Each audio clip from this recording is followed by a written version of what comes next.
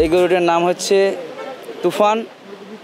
এই গরুটি হচ্ছে মেসার্স তাল্লাহ এগ্রো ফার্ম থেকে আনা হয়েছে, নাটোর জেলার সিংড়া থানার সিধাখালী গ্রাম থেকে আনছি। এই গরুটির ওজন হচ্ছে 1187 কেজি। আমরা দাম চাচ্ছি 18 লক্ষ টাকা। এই গরুটি যদি কোনো ক্রেতা ক্রয় করতে চান তাহলে অবশ্যই পলিটেকনিকের মাঠে আসবেন, আলোচনা সাপেক্ষে এই গরুর দাম রাখা হবে ইনশাআল্লাহ।